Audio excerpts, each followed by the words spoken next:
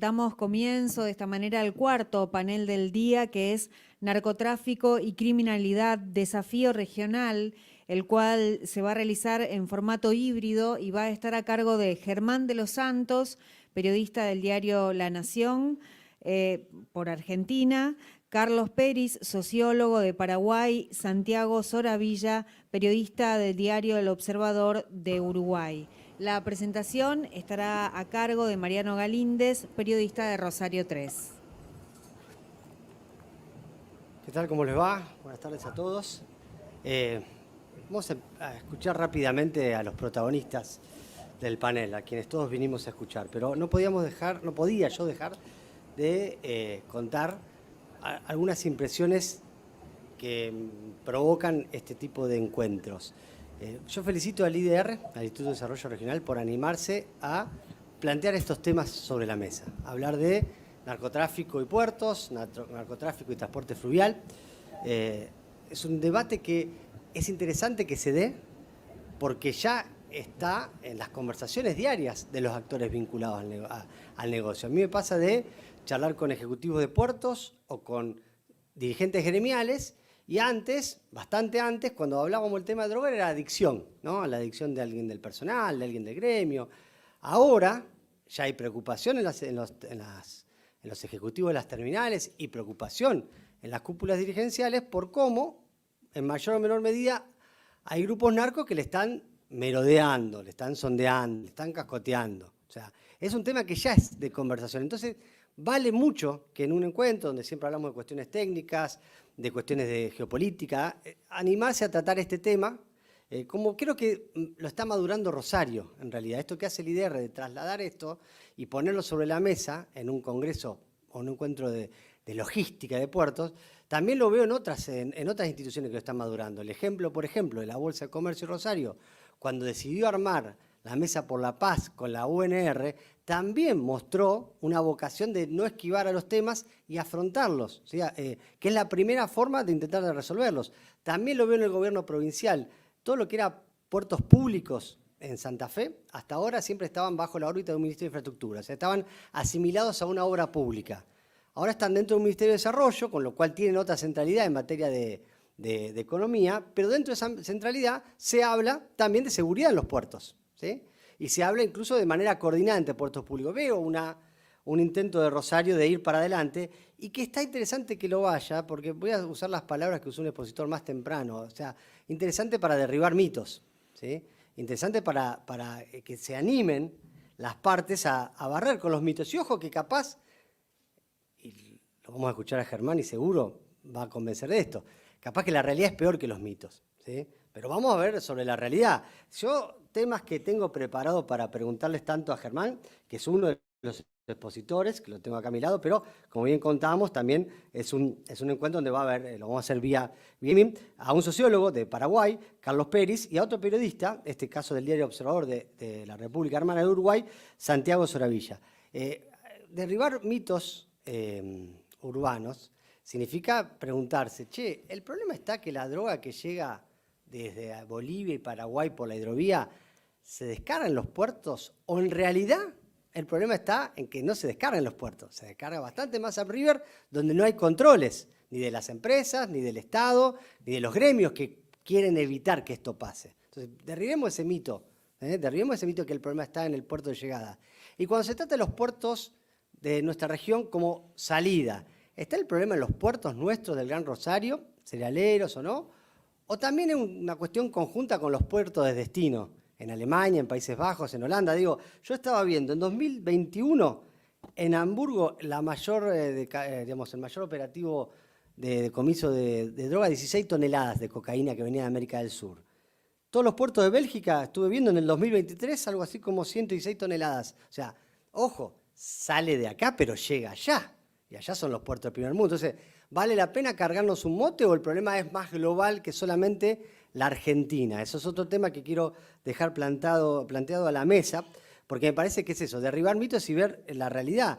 Quiero decir, ¿no estará el problema también en el tránsito? Digo, hubo casos de puertos de droga que llegó a Estados Unidos, salió de puertos del Pacífico, pero en realidad el problema está en cómo se le colaron con alguna complicidad de personal en los barcos, ya ni en los puertos, sino en el tránsito vía el Pacífico desde América Latina a los puertos de Estados Unidos, digamos. Ahí hay que verlo, o sea, el problema es que Latinoamérica, con Colombia a la cabeza, pero también Perú y Bolivia, están haciendo récord de producción, o que el récord de consumo en Europa también lo explica, con apps que te llevan la droga ahí, al momento, a cualquier lugar.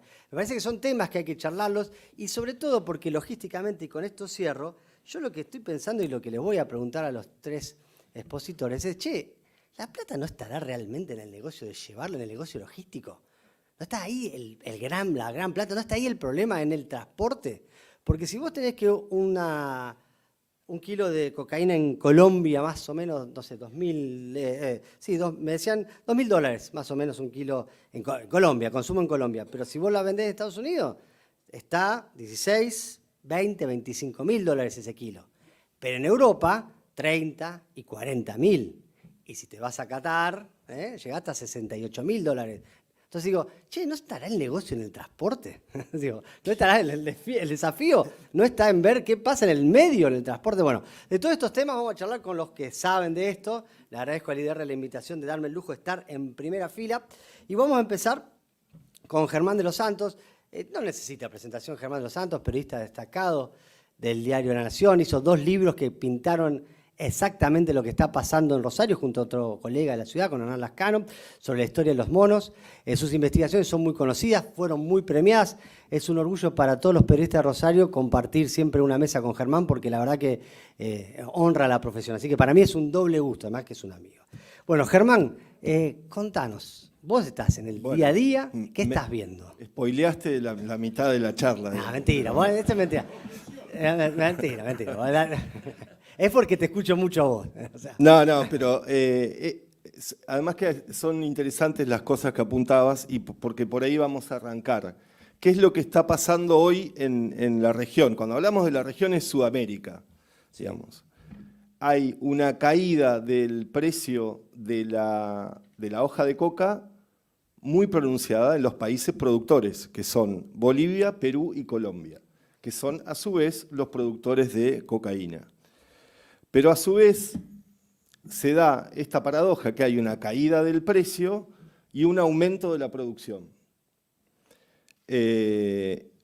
Inside Crime, que es una organización que se dedica a investigar esto muy de cerca, habla de entre un 20 y un 30% más de cocaína que va a haber en 2024 en la región. Y como vos apuntabas, el problema es cómo sale esa cocaína. Porque ahí está gran parte del problema y gran parte del negocio también. Por eso decía que me spoileaste esto, porque la cocaína en el lugar donde se produce cuesta entre $2.000 y $2.500, pero en Estados Unidos $35.000, en Europa cerca de $40.000 y en Oceanía, que hoy es una nueva ruta de la que después vamos a hablar, $100.000. Te quería preguntar, por los puertos de Australia, ¿viste? Está pasando. Antes no pasaba que aparecía tanta droga. Mirá. Tené calma que ya vamos a ir a eso, que es muy interesante. Es muy interesante. ¿Qué es lo que pasa? Y para ver, digamos, a ver si podemos ver el PowerPoint. Acá. ¿Qué es la ruta? Digamos, hacia los puertos. Hablábamos de los lugares de producción, donde hay una baja del precio y un aumento de la producción. Esto lo señala el último informe de Naciones Unidas contra la droga y el delito, que es de 2023. ¿Y qué es lo que pasa con esa producción? Bueno, ahí hay, y es lo que está más cercano a la hidrovía, que es Bolivia y Perú, que son después de Colombia los 2 mayores productores. Hay un traslado de toda esa producción, mayormente en vuelos clandestinos hacia el Chaco paraguayo. Cuando hablamos del Chaco paraguayo, estamos hablando de una región que tiene 24 millones de hectáreas y está plagado, y esto lo va a contar después Carlos Pérez, que es un especialista en este tema y ha investigado mucho esto, pero ¿por qué es muy interesante? Porque toda esa zona del Chaco paraguayo, limítrofe con Bolivia y con Brasil, está controlado por grupos criminales que parte de ellos después tienen también el manejo de la operatoria portuaria. Eso es lo que se sospecha.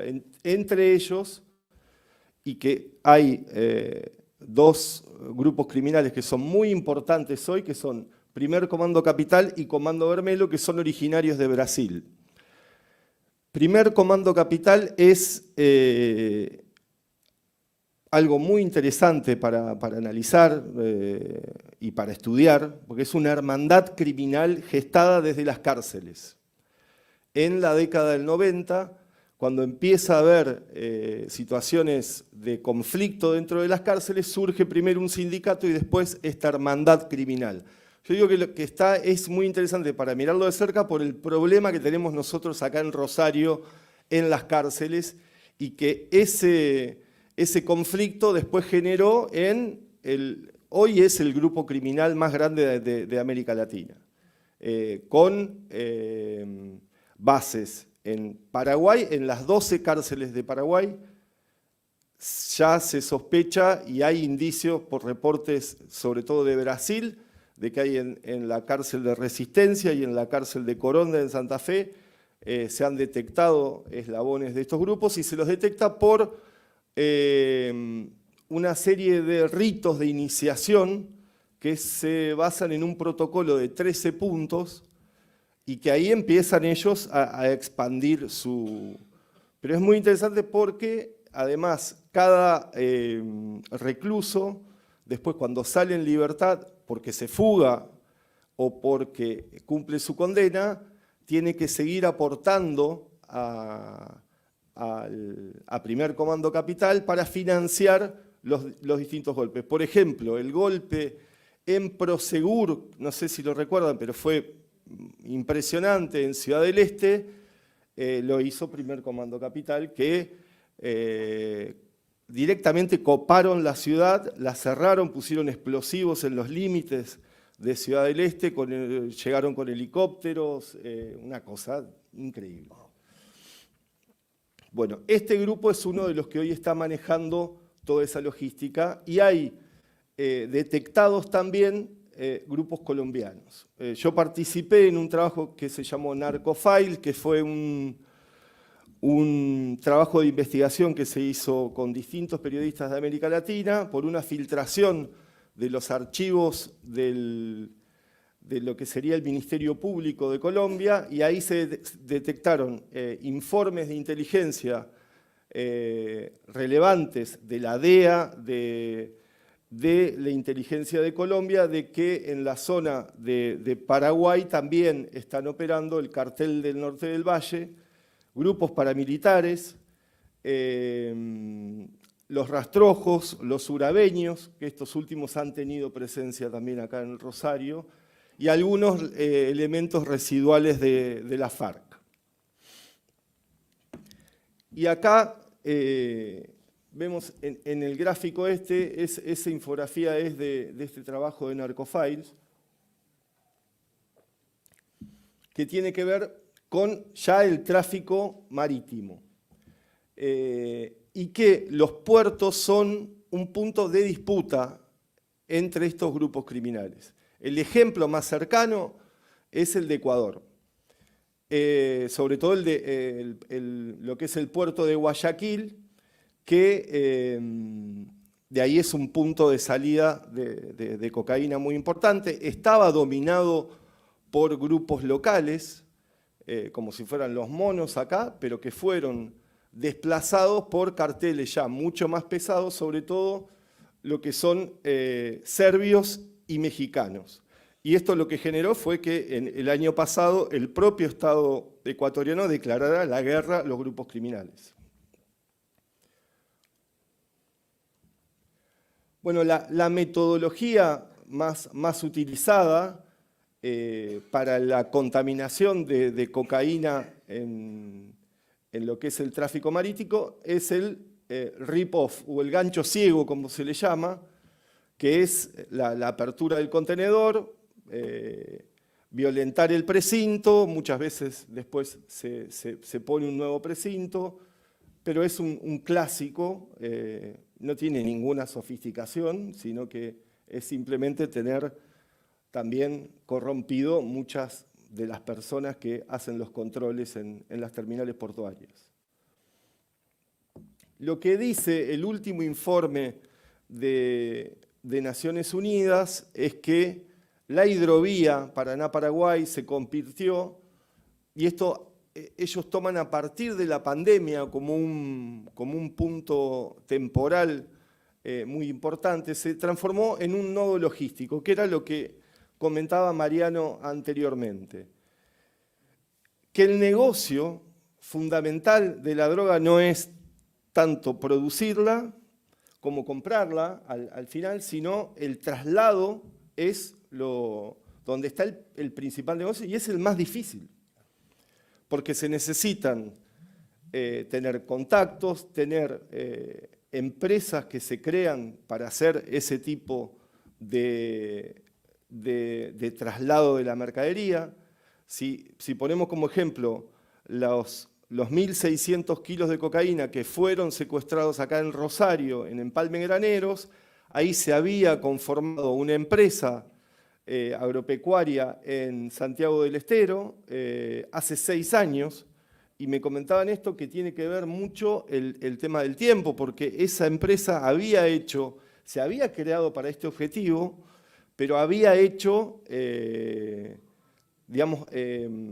algún trabajo previo normal. Claro, había hecho trabajos, había enviado mercadería sin contaminar para generar confianza en los organismos de control y después habían contaminado este cargamento con 1.600 kilos de cocaína. La mayoría de la gente que estaba a cargo de esta empresa no tenían nada que ver. Claro. O sea, habían utilizado como pantalla de esa empresa gente que sí estaba involucrada, que eran los contactos dentro de la Argentina, y que ahí tiene que ver mucho la información, porque son redes las que operan, y que los gerentes de esto eran gente del cartel de los urabeños en Colombia, que vinieron 2 veces a la Argentina, una vez a Rosario, pero digo, es una rama gerencial, casi que no está involucrada en lo que son las tareas más de campo. Claro.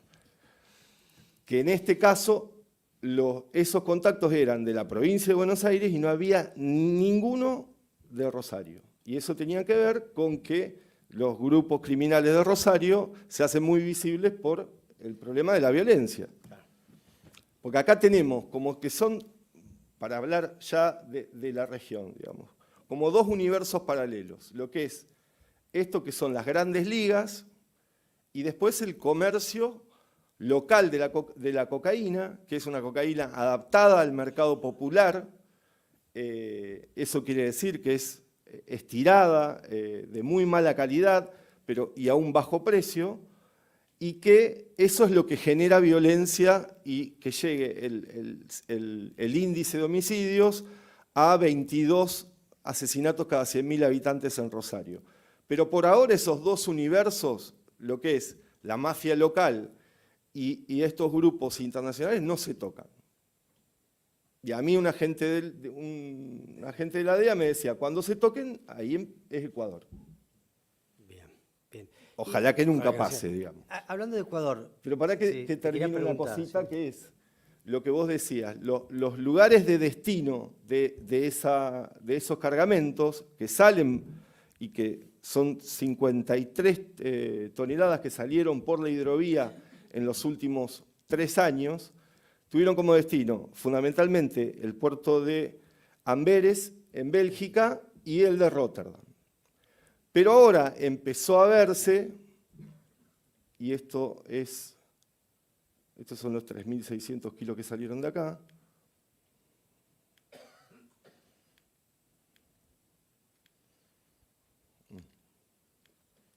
¿Para que se hace rápido? Sí.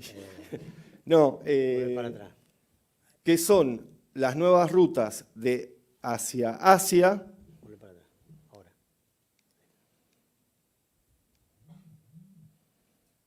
esto. Hacia Asia y Oceanía. Y lo de Oceanía ya es la primera vez que se utilizan otro tipo de cargas, digamos. Ya es en buques graneleros. Eso, hasta ahora en contenedores. Ahí, mirá, esto es una infografía que hizo el propio Procunar, la Procuraduría de Narcocriminalidad, para tratar de ver cómo esa droga se contaminó en un buque que lo hicieron soldando un tanque con un buzo.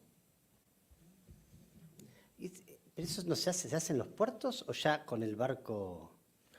Todavía no se detectó dónde se hizo. Claro. Se sospecha que fue en el puerto de Santos, pero el barco había salido de acá de Timbúes. De Timbúes, sí. En Ecuador, cuando fue el famoso caso de las narcobananas, ¿no? ¿Te acordás que era un cargamento de muchas toneladas de cocaína en cajas de bananas que tenían la ventaja de como era un elemento perecedero, en Europa entraba rápido, no tenía tantas trabas en la aduana? Ahora, después de esos casos, uno está viendo que como que ya no va solamente en contenedores y también que están buscando otros puertos, como que están muy fichados los puertos tradicionales. Y ahí es donde aparece Argentina, a diferencia de años atrás. Claro, yo me puse a ver el tema de Australia y estamos haciendo un trabajo con una colega, Josefina Salomón, que trabajó en Inside Crime, en este organismo, porque no estaba en el registro del mapa del narcotráfico a nivel mundial Australia. Pero bueno, los australianos empezaron a tener serios problemas de consumo, porque esa es otra cosa que también quería apuntar. Bajó el precio de la hoja de coca, va a bajar el precio de la cocaína, se incrementaron los cultivos y además subieron, según el último informe de Naciones Unidas, 1 millón de consumidores más después de la pandemia en Europa. Entonces, vos tenés una demanda cada vez mayor, con una sobreproducción, porque lo que fue en la década del 90 la eliminación de los cultivos en Colombia, hoy ya no rige más con serios problemas internos en los países, tanto en Colombia con Petro, en Bolivia y en Perú, y eso también influye en lo que es la producción. Digamos, y esto lo van a comentar también los colegas, pero lo que tiene que ver con la salida de esa producción se ha ido incrementando durante los últimos años, teniendo en cuenta el nivel de incautaciones. Argentina, por ejemplo, se incautaron en 2023 7,3 toneladas de cocaína, pero que gran parte la dio el cargamento de empalme graneros. En Paraguay, uno dice, de Paraguay es donde se sospecha que sale la mayor cantidad de droga y solamente se incautó 3,3 toneladas en 2023. Y en Uruguay, no, eso en Uruguay, en Paraguay 610 kilos, incluso menos todavía. Claro, y eso tiene que ver con, digo, que es la última parte de lo que yo quería contar, del desafío de los controles. Los 5 países que componen la hidrovía les cuesta muchísimo ponerse de acuerdo en generar los controles en la ruta fluvial. En el año 2022 la aduana argentina tomó una decisión que después hay que ver si esas resoluciones se mantienen en el tiempo, pero que es de un control, por ejemplo, mucho más exhaustivo al escanear todos los contenedores que por ejemplo, pasan por la hidrovía. Y esto también, el tema de usar perros en las barcazas. Bueno, eso, por lo que uno le cuenta a gente del sector, hoy no se está cumpliendo. El nuevo gobierno que dice, bueno, vamos a ir a generar mayores controles, los acuerdos con Paraguay se firman y después no se cumplen, y que dicen, bueno, La versión que da el gobierno es, primero tenemos que bajar la inflación y después nos ocupamos de los controles, pero lo vamos a hacer. No, y que muchas veces también el crimen organizado se organiza de forma mucho más ágil y el Estado le cuesta muchísimo. Y cuento como ejemplo los fiscales que participan en una mesa, digamos, que son los fiscales de Bolivia, Paraguay, Uruguay y la Argentina y también Brasil, que tienen que, por ejemplo, enviar un edicto a través de la Cancillería y tarda 7 meses. Entonces, ¿qué hicieron? Formaron un grupo de WhatsApp. Entonces ahora son los más... informes por WhatsApp. Claro, entonces, bueno, el envío formal tarda 7 meses, pero ellos los tienen. Pero digo... Mucha ventaja. Claro, vos le estás dando muchísima ventaja, teniendo en cuenta que esto se vuelve cada vez más sofisticado. No lo del crimen organizado dentro de la ciudad de Rosario, que vemos que hay un chico de 15 años que mata a 2 trabajadores, sino esto que genera muchísimo dinero, que hay un gerenciamiento que es fantasma, que nunca lo vemos, porque la Argentina tiene serios problemas para identificar esto. Los servicios de inteligencia, por ejemplo, en el caso de Australia, ¿qué tiene Australia? ¿Y por qué empezó a detectar ahora gran cantidad? Ya van 2 cargamentos muy importantes, porque montó una oficina de inteligencia en Colombia, Claro. que eso la Argentina no tiene, y que los países de la región tampoco. Entonces también tienen una dependencia muy fuerte de los organismos internacionales como la DEA, que actúa por intereses propios también, porque es lógico de todo país. Entonces creo que los desafíos son muy importantes, teniendo en cuenta este contexto a nivel mundial. Crecimiento de la demanda, hay un incremento notable de los consumidores a nivel mundial de cocaína, sobre todo en Europa, y con nuevos mercados que se abren como Australia, y las deficiencias de los controles. Que eso me parece que en algún momento, desde el sector privado también se tiene que ejercer cierta presión, porque está en juego todo. Y lo que sucedió en las terminales portuarias paraguayas, de una penetración muy fuerte del crimen organizado, es complejo. Yo estuve varias veces en Paraguay, hablaba con empresarios vinculados al sector barcacero que dice, lo que pasa es que vienen y ponen una torta de dinero para sobornar a la tripulación. Y es muy difícil, no podés competir. ¿Cómo competir con eso? Sí. Claro, pero además, porque hay un caso de un capitán que se suicida, te generan terror, porque si vos no aceptás, es mucho peor. Entonces, por eso digo, son cosas ya muy pesadas y muy sofisticadas, sobre todo. Por ahí le damos paso a los... Vamos a seguir charlando. Vamos primero un aplauso formal para Germán, esta primera parte de la presentación, Germán de los Santos. Vamos a seguir, vamos a volver a él, como también vamos a volver al resto de los expositores de este panel. Bueno, ahora yo quiero seguir con Carlos Peris. Él es sociólogo, Paraguay. También preparé algunas preguntas, pero primero queríamos escucharlo a él, primero saludarte. Gracias por participar, gracias por sumarte a esta cumbre de la hidrovía, a esta cumbre de transporte fluvial y bueno, escucharte lo que tenés para contarnos. Muy bien, antes que nada, muy buenas tardes a todos. Un saludo cordial a los compañeros que están ahí, también a Germán y a Santiago. Bueno, siempre interesante, ¿no? Estas cuestiones de narcotráfico, crimen ilegal. Habían tantas cuestiones que estaba pensando mientras que estaban hablando tanto el presentador también como Germán. Y me parece que hay demasiadas cuestiones que podemos llegar a sumar a lo que es el debate en sí, ¿no? Bueno, con el permiso de todos voy a presentar mi pantalla. Un ratito, por favor.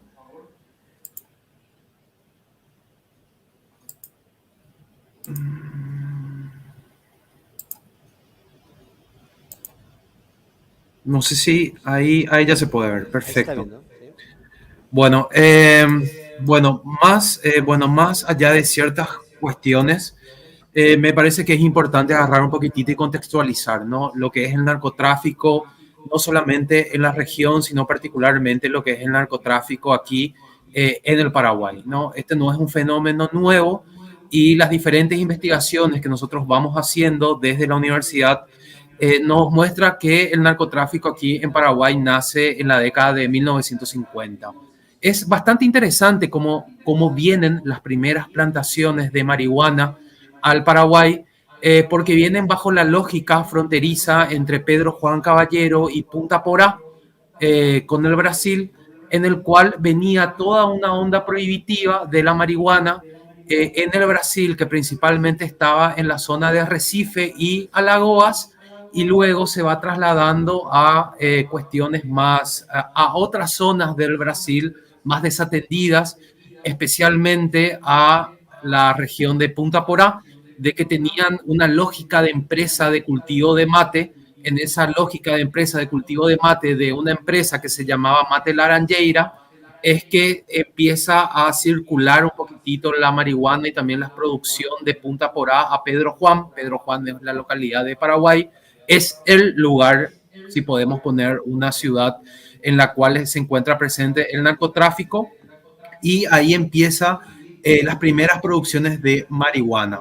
Luego, ya en la época de Stroessner, estamos hablando más precisamente a partir de la segunda mitad de la década de 1960 hasta la caída del régimen, el negocio lo llevaban los jerarcas militares, también un poquitito apoyado por lo que era Auguste Ricord. Yo no sé si ustedes conocen el caso de Auguste Ricord. Auguste Ricord era un francés que triangulaba la heroína, ¿verdad?, de Europa, África al Paraguay, y de Paraguay enviaba a Estados Unidos a través del puerto Franco, pasando por Panamá. En este caso se utilizaba principalmente métodos de avión.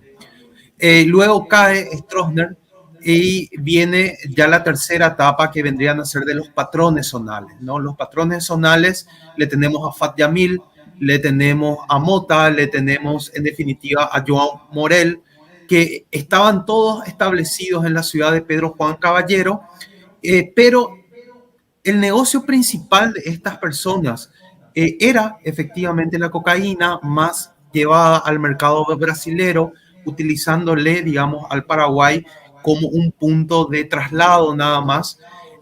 Pero el principal negocio de ellos particularmente era la marihuana. Hasta que después, en el año 2001, se le mata a Joan Morel, que era justamente uno de los que tenía el monopolio de la marihuana en Pedro Juan. ¿Y quién le mata? Le mata Fernandinho Beiramar.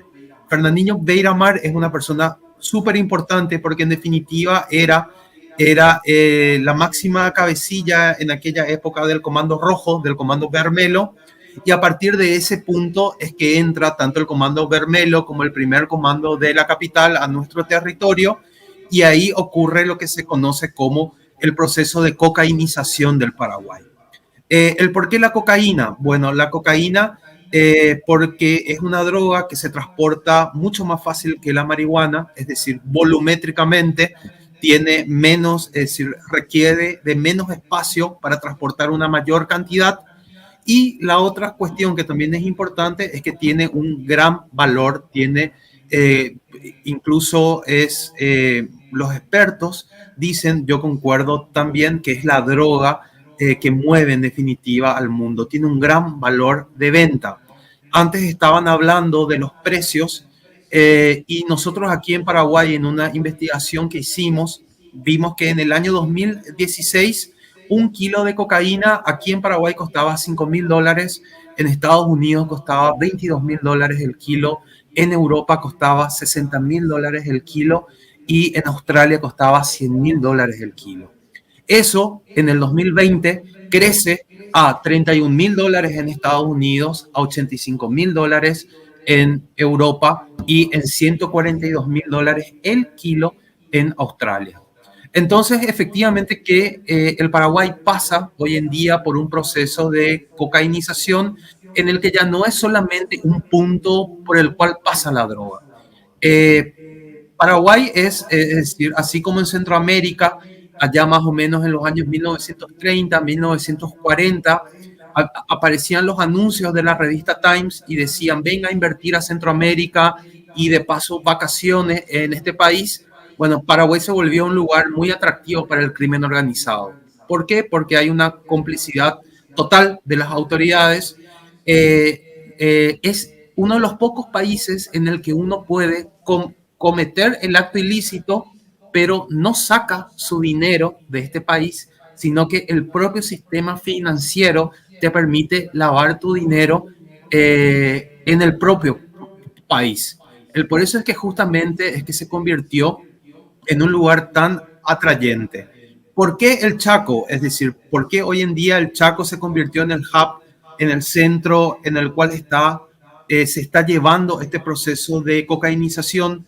Por el motivo que en el Chaco llega la pasta base y esa pasta base se multiplica. Es decir, si estamos diciendo que llegan 20 kilos de pasta base de cocaína, de esos 20 kilos fácilmente se pueden hacer 50, se pueden hacer 100. Y los informes fiscales hablan que el Chaco es un punto estratégico para que justamente vengan los aviones de la región andina, pero además también por el cambio de precio y se tiene un mayor acceso a las sustancias químicas que se venden en la Argentina que se utilizan en el Chaco justamente para multiplicar la droga. Es decir, así como entendemos esa lógica internacional en el cual un auto se fabrica en diferentes partes del mundo, pero se ensamblan en Alemania, ¿verdad? Bueno, de la misma cosa, eso es hoy en día el Chaco en el Paraguay. Es un lugar en el cual la cocaína se multiplica a través de las sustancias químicas que se traen de la Argentina y de la pasta base que viene justamente de los países andinos, hablan los informes fiscales. Bueno, existen muchos enfoques, ¿verdad? Acá principalmente dentro de lo que es el debate, se habla hay un enfoque político en el cual la culpa de todo esto en definitiva tienen la inacción, la complicidad o la ineficiencia del Estado, sus políticas y sus actores. Y también existe otro enfoque que lleva particularmente la criminología, que dice que, bueno, si en definitiva, si es que hay tanta cocaína, tanto narcotráfico en este país, es por una mala aplicación o la transgresión innata que tienen todos los seres humanos a las leyes. Sin embargo, los estudios que nosotros intentamos llevar de acá, decimos, bueno, más allá de lo que podría ser el enfoque político y el enfoque legal de derecho, acá es importante un enfoque social, ¿no? Es decir, no hay que solamente a lo mejor fijarse en la carga, no hay que a lo mejor solamente fijarse en los actores criminales, sino que también un poquitito cómo esta dinámica viene a configurar ciertas realidades locales que se encuentran inmersas dentro del proceso del narcotráfico en el país. Y es así entonces como aparecen dos conceptos muy importantes. El primero es el que desarrolla el argentino Matías Dewey, que se llama el orden clandestino. ¿Y qué es lo importante del orden clandestino? El orden clandestino te dice, el Estado va a promover las ilegalidades que le son beneficiosas económicamente a sus agentes. Es decir, se acaba en definitiva esa lógica de los buenos contra los malos son los narcotraficantes y los buenos son los agentes del Estado. Lo que te viene a decir Matías Dewey en su concepto del orden clandestino, justamente estudiando la Salada en Buenos Aires, dice, no, hay ciertas ilegalidades que el propio Estado deja pasar, que el propio Estado es cómplice por el sencillo motivo que le trae un gran rédito económico a sus arcas y en definitiva a sus diferentes agentes. Este concepto es fundamental porque cuando vamos a ver la trazabilidad de la cocaína en el Paraguay, vamos a entender esto, ¿no? Y lo segundo es el concepto que también desarrolla un argentino que se llama Marcelo Moriconi, que actualmente está haciendo sus trabajos de investigación en Portugal, que dice, bueno, las dinámicas del narcotráfico políticamente pueden entenderse desde el orden clandestino, pero localmente se tienen que entender bajo la dinámica de víctima cómplice.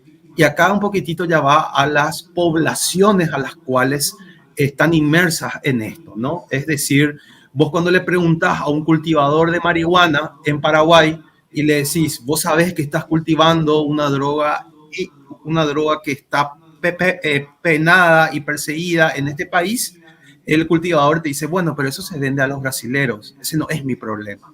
Entonces, automáticamente ellos se vuelven en cómplice. Pero si le cambiamos la pregunta, y le decimos, bueno, pero ¿cómo te vas a sentir si esto se vende en el colegio de tu hija? Te dicen, no, esto está mal. Es decir, en definitiva, el concepto tanto de víctima cómplice como el concepto de orden clandestino, ¿qué es lo que nos viene a mostrar? Nos viene a mostrar que esos viejos paradigmas que se tenían del narcotráfico, hoy en día ya no pueden más usarse. Es decir, el Estado no siempre son los buenos, no siempre son los correctos. No, el Estado es cómplice, pero además de ser cómplice, promueve las ilegalidades. Y en una cuestión local, las poblaciones no siempre optan por la vía legal, sino que también hay veces que optan por las vías ilegales según las coyunturas en las cuales se encuentran. Coyunturas en todos los niveles. Bueno, este es particularmente un estudio, bueno, este fue el primer estudio que hicimos también en colaboración con Insight Crime, en el cual seguimos todo el proceso de la marihuana, y vimos que está en el eslabón más bajo el campesino, luego le sigue el policía, luego están los agentes del poder judicial, luego están los narcotraficantes y por último están los políticos. ¿Qué es lo interesante de esto, no? Lo interesante de esto es que cada uno de ellos tienen un rol, es decir, el campesino con el cultivo, el policía que le da la protección a los campesinos cultivadores, son los que controlan la mercadería, son también los sicarios de los narcotraficantes, pero el beneficio que persiguen, ya sea campesino, policía, jueces y políticos, no es solamente un beneficio económico. Es decir, ese también es otro mito que también creo que tenemos que ir es decir, no es solamente la ambición económica la que en definitiva hace que los diferentes agentes estén metidos en el narcotráfico, ¿verdad? Es decir, el juez cuando te dice, sí, yo hago los procedimientos para que la causa de los narcotraficantes prescriban, te dice, sí, yo tengo un rol económico, que es el rol del dinero, pero yo sé que mientras que yo más le proteja a los narcotraficantes, ellos van a hacer más campaña indirecta para que yo me vaya a Asunción a ejercer un cargo más alto dentro de la estructura judicial. Es decir, no es solamente una cuestión económica, es también una cuestión de otros tipos de beneficios que escapan a lo económico. Este es el estudio que es uno de los principales estudios que hicimos, que lo que hicimos es, digamos, atrasar lo que fue desde que cae un avión en una estancia en el Chaco hasta que sale. ¿Y qué es lo que vimos? Bueno, vimos que en toda esa lógica estaba el peón de estancia. El peón de estancia, en definitiva, es el que prepara la subida y la bajada de los aviones, montando los aeropuertos clandestinos. Tienen un precio, el precio es de $5,000 a $1,000 al mes. Luego están los dueños de estancia, que en definitiva son los que alquilan los terrenos para la pista de aterrizaje, que cobran entre $10,000 a $15,000 la bajada. Luego está el transportista, que en este caso es el que mueve la carga desde las estancias hasta, digamos, hasta los lugares donde se arman los containers, para decir de una forma, que es entre $500 a $800 por viaje. Luego está el policía, que en definitiva es el que los deja pasar por las rutas nacionales, entre $300 a $400 por jornada de control.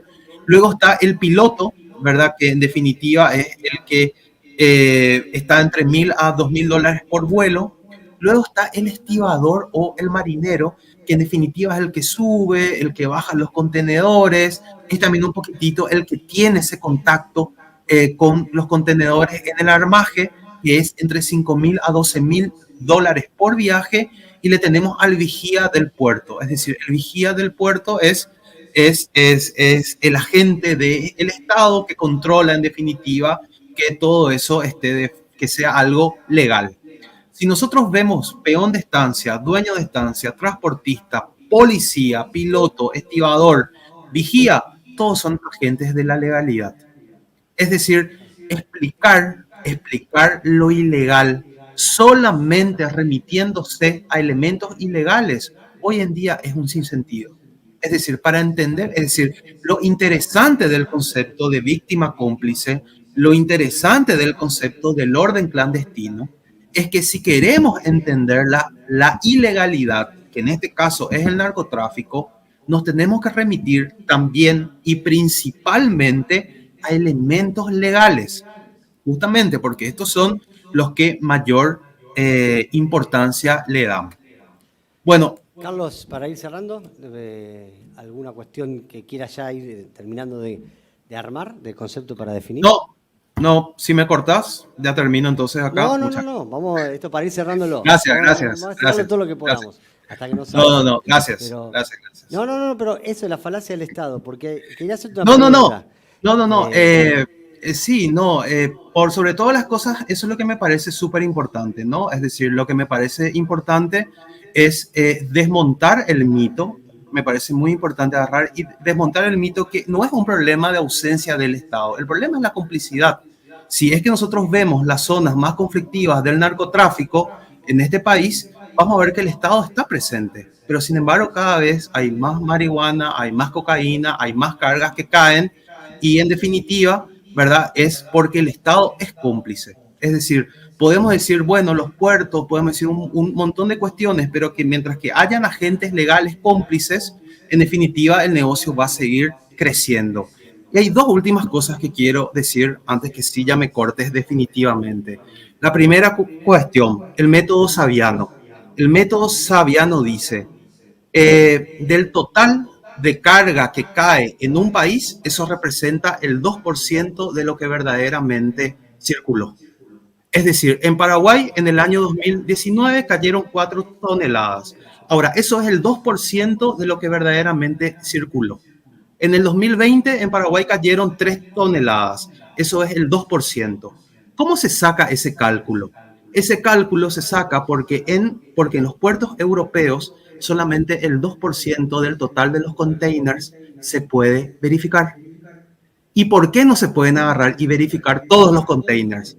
Porque si se verifican todos los containers, la mercadería nunca va a salir. Es decir, la lógica del capital es mover los containers. Vos no le podés tener a tus containers ahí parados y intentando agarrar y controlar todos. Bueno, entonces solamente se controla un 2%. Esa también es otra falacia. Vamos a controlar todos los containers. En un puerto como Asunción, a lo mejor sí. En los puertos europeos, imposible. Muchas gracias. Muchas gracias, Carlos. Un aplauso, por favor.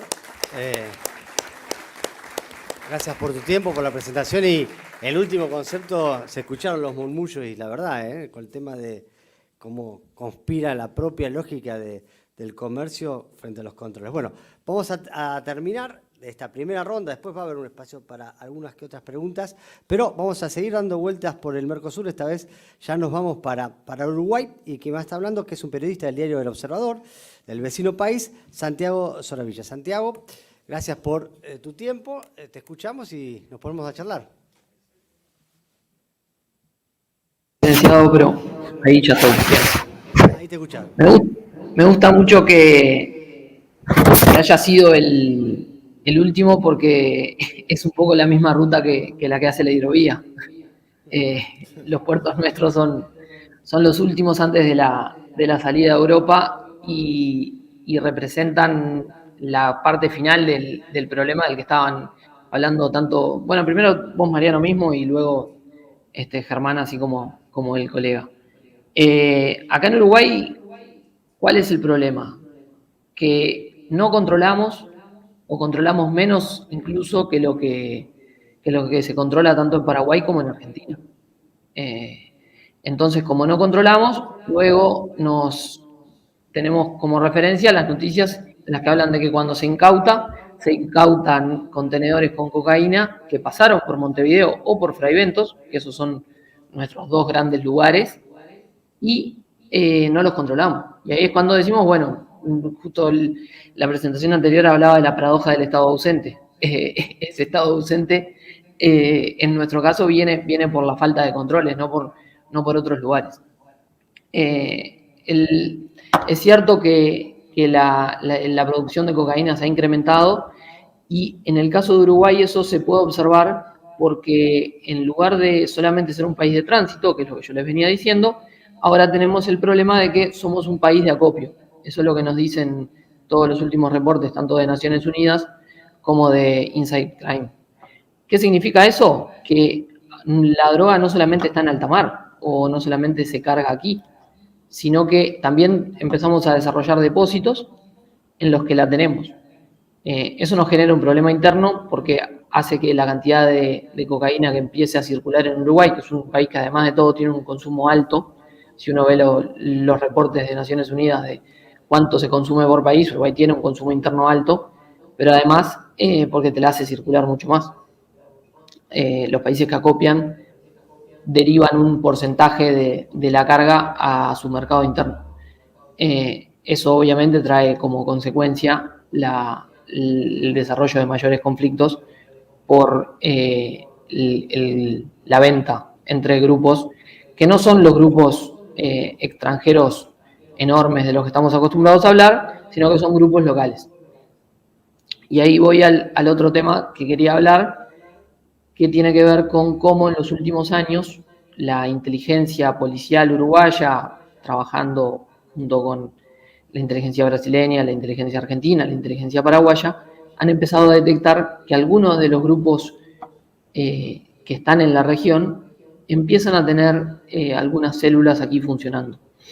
Repasaba ahora mientras los escuchaba a los demás para no equivocarme, el último informe de la inteligencia policial uruguaya, un informe filtrado, que lo que señalaba era que había 10 integrantes del PCC y hallados, digamos, en Uruguay, no con una presencia activa, pero sí con una estructura que Germán la tiene mucho más clara, pero que habla de que ya se conoce quién es el cabecilla del PCC acá. Obviamente que ese cabecilla está en prisión y el PCC, el Primer Comando Capital, es un grupo brasileño. ¿Dónde justamente los encontraron? Bueno, en las cárceles de la región de la zona de Uruguay donde es fronteriza de forma terrestre con Brasil. Estoy hablando de Rivera, de Artigas, de Cerro Largo. Ahí tenemos 10 integrantes. Esa es la gran alerta sobre la que está el país en el sentido de bandas llegando. ¿Es lo único que hay o lo único que ha habido? No. Cualquiera de ustedes sabe que hace algunos años, en el 2017, fue encontrado Gerardo González Valencia, un narcotraficante de los Queenies, el grupo mexicano. También en 2019 fue encontrado Rocco Moravito, vinculado a la 'Ndrangheta, la mafia italiana. ¿Eso qué quiere decir? Que Uruguay es una zona compleja. Simplemente porque me parece que lo más importante es acá tratar de ir a responder algunas de las preguntas. ¿Ustedes saben cuánto de los contenedores en tránsito se revisan en el puerto de Montevideo? Yo se los contesto. El 1%. El promedio es el 3% a nivel mundial según los reportes. Bueno, acá en Uruguay se revisa el 1%. ¿Por qué? Porque solamente hay un escáner funcionando en el puerto. En Montevideo, ¿no? En el puerto de Montevideo solamente funciona un escáner. Ese escáner obviamente que no puede revisar todos los contenedores que le sugieren que revise, porque este es un programa sobre la logística y todos los que nos están escuchando saben que si se revisan todos los controles, el sistema de comercio mundial colapsa y nadie está promoviendo eso. Por eso es que se utiliza la inteligencia aduanera. Bueno, la inteligencia aduanera le dice al Uruguay, tenés que hacer mayores controles, no los realiza. Estamos todavía esperando que lleguen a instalarse nuevos escáneres aquí y ahí recién vamos a tener, y con esto ya cierro, un escáner para el puerto de Nueva Palmira. El puerto de Nueva Palmira es un puerto granelero en el que buena parte de la mercadería funciona como tránsito. Bueno, ahí nosotros no revisamos nada. Obviamente que lo sabemos nosotros, lo saben los narcotraficantes, que obviamente que lo utilizan, ¿no? Voy para ahí. A partir de ahora contesto preguntas. Para Santiago, para que se te muteaste, Santiago, a ver. Volvemos. No, era simplemente que contestaba preguntas. Desmuteate que estás muteado. ¿Ahora ahí? No, ¿o no se escucha? Hola, hola, hola. Hernán. Ahí está, Hernán. Ahora Ahí sí, está. ahora sí. Dale. Simplemente que contestaba preguntas, que me pareció bien ese cierre. Bien. Bueno, vamos a aprovechar el tiempo que nos dejaste también, Santiago, para algunas otras preguntas que yo ya venía armando, así que les pedimos a los dos que se mantengan ahí conectados. Germán, en algún momento vos planteaste la cuestión de el tráfico de granos, de droga que empieza a salir por puertos cerealeros, cuando antes generalmente estaba más asimilado a contenedores, si bien hay contenedores que llevan grano, claramente. ¿Estás notando esa tendencia? No, lo que se ha detectado Sí. que esto se descubrió en los puertos de destino, que es en Australia, que había cocaína que estaba contaminada en buques graneleros. Esos barcos habían cargado acá, en la zona, después habían también hecho una parada en el puerto de Montevideo, en Santos, y que la inteligencia criminal argentina no sabe dónde se... Digamos, los australianos sospechan que hay una organización, digamos, que está contaminando ese tipo de barcos en la región. Pero se han hecho cosas muy sofisticadas. Soldar una especie de tanque en una parte del barco, después se descubrió en un compartimento también preparado, o sea, una cosa muy sofisticada, y que las dudas es si acá en la región se puede hacer eso.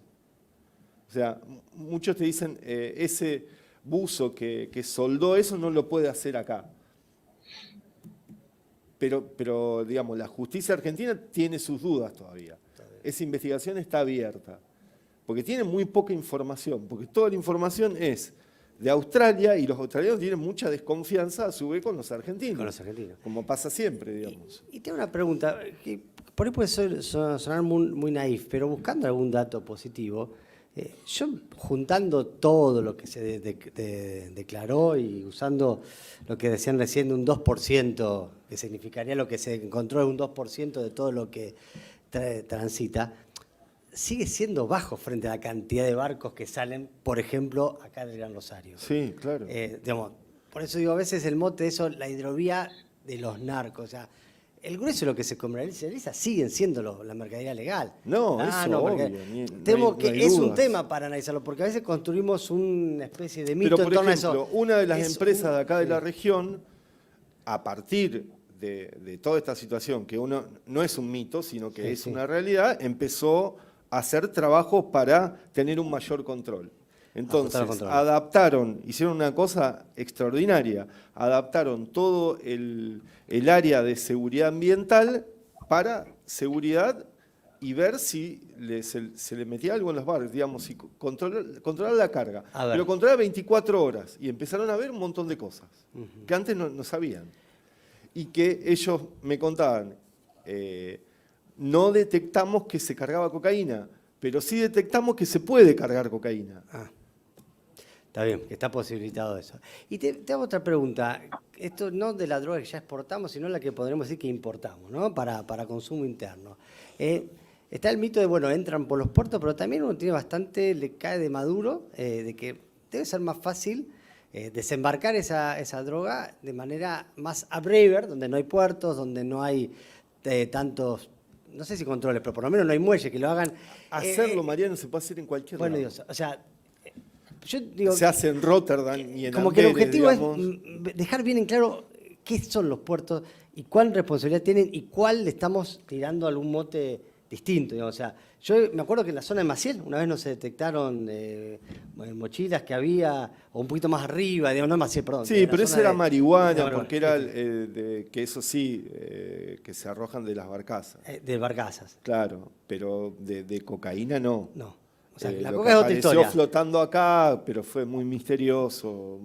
Fueron mensajes que se dieron, algunos dicen, qué sé yo. Lo que sí es que es todo un sistema muy sofisticado. No es lo mismo, como contaba Carlos recién, de lo que fue la producción de marihuana y el tráfico de marihuana, que lo que es el tráfico de cocaína, que es a otra escala, a otro tipo de empresa criminal, que Más sofisticada. por ejemplo, pero esto llega a esos niveles de sofisticación que no entran los argentinos. Por ejemplo, entre el año Es de las multis. 2005 y hasta el 2015, acá había una organización, Carbón Blanco se la conoció, con Gorosito, se murieron todos. Ya no nos pueden decir nada.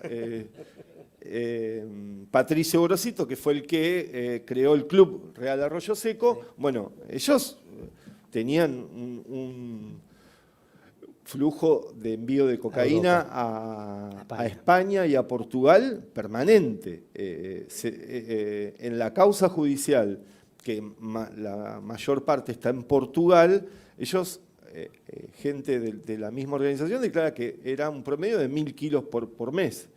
De esos 1.000 kilos, y si vos te pones a ver la fecha, coincide con la expansión de las bandas narco de Rosario.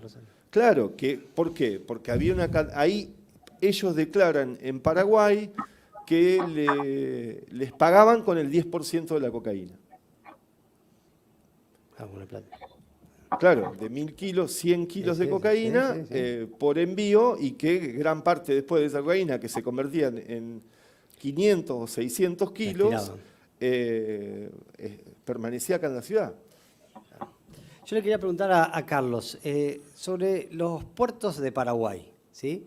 Corren muchos estigmas, a veces uno es sufre los mitos urbanos y a veces también los contribuye a crear. ¿Cómo está la situación en los puertos de Paraguay vinculado a este tema? ¿Vos ves a una estructura portuaria privada y pública comprometida en no ser ruta de embarque de granos? ¿Ves con muchas falencias? ¿Ves que es un tema que lo sobreexcede? Porque claramente acá las respuestas asoman como regionales, por lo menos, no nacionales. ¿Cómo los ves vos? Bueno, por sobre todas las cosas, hay muchas carencias. Efectivamente, lo mismo que estaba contando el colega del Uruguay.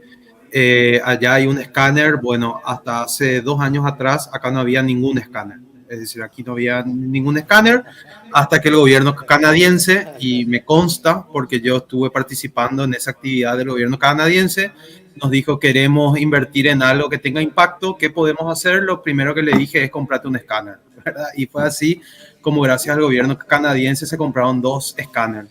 Ahora, además de la carencia, existe una alta complicidad, es decir, aquí las autoridades, las autoridades portuarias, es decir, acá la mayoría de los puertos, y estamos hablando en un 80, en un 90%, son puertos privados.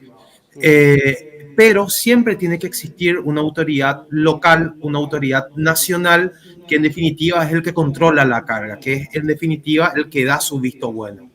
Bueno, existen sospechas y también pruebas bien fundadas que justamente los principales promotores son esas autoridades que están ahí. Lo que todavía no se entiende bien dentro de la logística es: esos containers se arman fuera del puerto y se colocan, como por ejemplo fue el caso que ustedes estaban hablando de la carga que cae en Hamburgo.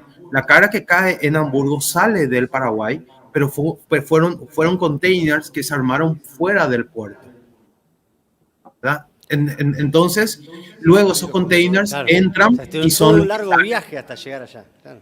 Sí, pero por sobre todas las cosas, es decir, hay una gran cadena de complicidades, y tampoco no tenemos que olvidar algo, ¿no? Es decir, de acá salen los containers en barcazas, pero esas barcazas no pueden después navegar en la lógica de los mares, y es ahí donde entra la importancia de los puertos de Buenos Aires y de los puertos de Montevideo. Es decir, el que mueve esos containers, el que traslada de la barcaza al barco que sale, ya es local de la Argentina o ya es local de Montevideo. Es decir, podemos decir: sí, en Paraguay se hace la droga, sí, de Paraguay sale, pero hay una gran cadena de complicidad. Bien. Y yo quería aprovecharte, Santiago, también, ya tipo contaste lo del escáner en Nueva Palmira. Si vos comparás con el pasado reciente, con la actualidad. ¿Cómo ves el tema del compromiso, en este caso, de los operadores privados y de las autoridades que ellos lo controlan con estos temas? Si cambió, si mejoró, si es solamente para la foto, si realmente vos ves algún interés serio, si ves que es algo que los sobrepasa y prefieren mirar para el costado. La declaración siempre es que es una prioridad. No, en realidad el problema es un problema que ha venido creciendo y a medida que más toneladas de cocaína se encuentran en los puertos extranjeros, más aumenta esa percepción de que es necesario hacer algo. Acá viene por el lado de las inversiones, esas inversiones necesarias en escáneres, y a su vez el desarrollo, o sea, lo que se choca es que el puerto de Montevideo le quiere competir a Buenos Aires, de hecho le compite, para ver quién mueve más carga. La cuestión es cómo se logra que ese desarrollo sea armónico. Es decir, que vos puedas tener un nivel de controles suficiente, regular y sobre todo con mucha inteligencia. Lo que percibo, inteligencia del tipo aduanero, no criminal, lo que percibo es que ahí es donde está el gran debe de los países, en que todavía no se logran poner de acuerdo, creo que Germán lo mencionaba, en cómo deben controlar a las cargas que van recibiendo. Si no alcanza solamente con hacer cargas en el origen, obviamente que no. Alcanza con que todas las cargas de los transbordos se realicen, tampoco, porque otra vez lo mismo, colapsa el comercio.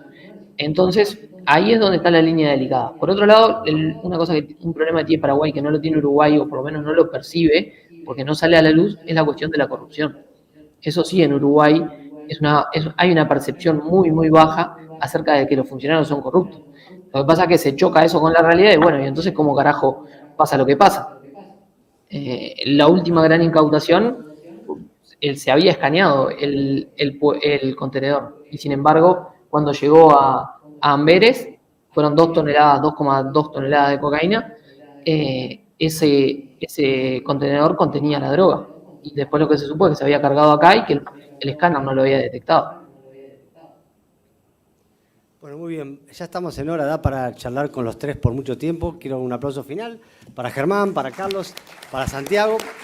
Y volver antes de que siga el encuentro, volver a valorizar este tema, animarse a hablar estos temas en un encuentro de transporte fluvial, en un encuentro de la gente que quiere hacer bien las cosas, siempre es bueno y muestra una madurez de Rosario, que se ve en, como les contaba, otras iniciativas, la de la Bolsa, la de la UNR por la Mesa por la Paz, digamos, una comprensión de que este tema no hay que esconderlo, sino afrontarlo.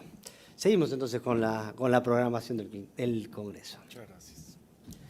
Bueno, muchas gracias a los expositores, también por supuesto al moderador.